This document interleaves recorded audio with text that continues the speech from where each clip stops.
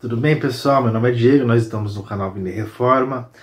Estamos aqui para continuar a série sobre teologia histórica, mas antes, eu pedir para você para se inscrever no canal, curtir o vídeo, comentar se você não concordou com alguma coisa, você acha alguma coisa diferente do que eu disse, e compartilhar para quem você conhece, ok? Então, vamos para a vinheta.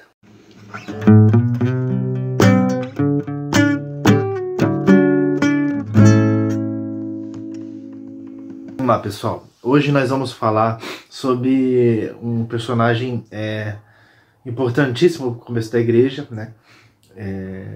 Um cara chamado Tertuliano. Tertuliano ele foi importantíssimo para a padronização da doutrina da Trindade, tá? E mesmo tendo as suas divergências aí teológicas, ele foi pontualmente importante para o amadurecimento da teologia patrística. Nasceu no meio do segundo século, tá? E se tornou montanista no começo do terceiro século, em protesto ao contexto hierárquico e pastoral da igreja emergente. Uma coisa interessante, desde o começo, para você entender Tertuliano, é duas coisas. Primeiro, a valorização do caráter místico, do caráter estático da religião. E segunda, a rigidez moral que o Tertuliano vivia e pregava, tá? Ele tinha um legalismo moral muito intenso, tá? E uma tendência ao misticismo.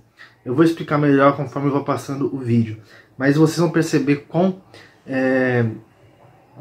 beirando ao agnosticismo ele chega, mas não que ele não acreditava no que ele acreditava, mas ele acreditava muito no fato de simplesmente ter que crer, independente de lógica, ou entendeu? E você vai entender conforme eu vou explicar. Ele tinha os escritos de apologia dele tinham uma característica um pouco judicial. Ele era um erudito da época, certo?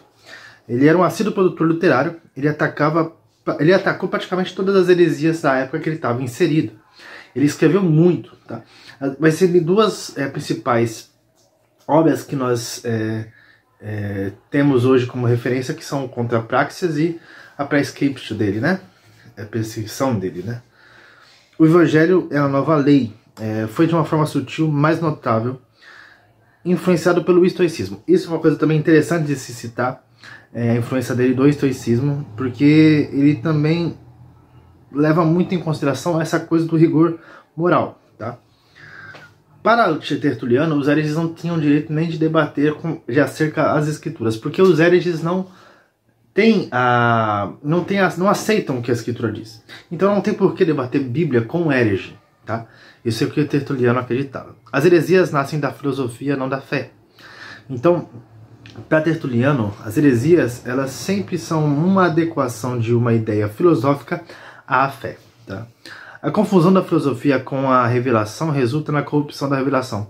Então sempre quando você tenta colocar a filosofia na fé ou na revelação, você vai corromper a revelação. Então a filosofia vai se misturar à fé, só que a fé vai virar uma fé corrompida, tá?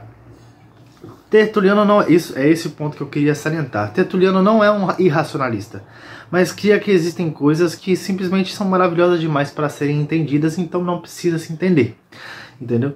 E esse foi um marco, foi um ponto que levou ele a seguir o montanismo no final da vida. Nós já falamos sobre montanismo nos outros vídeos, tá? A especulação desenfreada é extremamente prejudicial, como foi confirmado nas citações anteriores. A verdade de Cristo foi entregue à igreja. A tarefa do fiel é aceitá-la, sem curiosidade vã. Novamente confirmando as citações anteriores. Qualquer discussão com hereges acerca das escrituras é vã, pois os hereges não levam em consideração as escrituras. Só a igreja tem o direito de usar as escrituras e interpretá-las.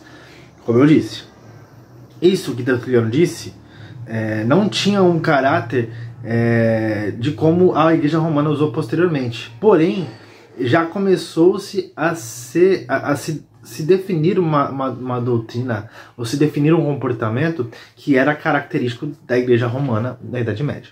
Tá? Só a igreja ortodoxa e apostólica tem o direito de determinar o que é certo e o que é errado, e o que é doutrina e o que não é. Tá?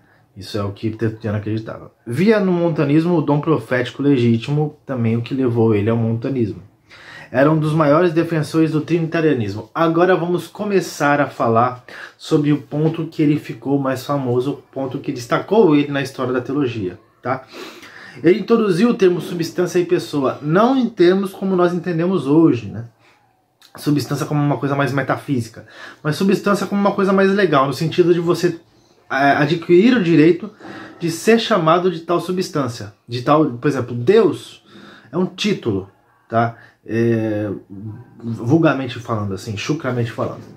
Então, uma substância pode ter várias pessoas representando ela, tá?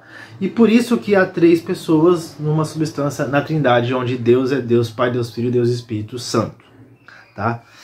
Vamos lá. Substância, propriedade e direito de se usar essa propriedade. Pessoa, algo que representa certa substância. Com base nessas concepções, Tertuliano diz claramente que Deus é uma substância em 3 pessoas. Tertuliano conseguiu racionalizar a Trindade, que sempre foi debatida nos 2 séculos anteriores, tá? Que era crida, mas as pessoas tinham dificuldade de se conceber isso logicamente e racionalmente. E Tertuliano conseguiu. Mesmo assim, a definição de Tertuliano apresenta ambiguidades. Esse é um problema não na questão da definição da substância, mas a questão da definição posterior, que ele fala, que ele enfatiza muito na distinção das pessoas. E entenda, irmãos, ele estava certo. A questão quando tem uma ênfase muito forte numa coisa e que é relevante, que é certa, mas algumas pessoas que têm uma mentalidade ruim, já têm uma pendência para seguir coisas que não estão de acordo com o que elas pegam isso e distorcem. E foi o que aconteceu posteriormente, mas a gente vai ver conforme vai passando o tempo, tá? Tertuliano segue uma linha de pensamento denominada monoteísmo orgânico. Isso também é importantíssimo na teologia de Tertuliano, porque ele começou a inserir o termo economia divina na doutrina da teologia e da Trindade. A economia divina é importantíssima porque ela revela a natureza de Deus. E na economia divina, Deus se revela triuno, tá?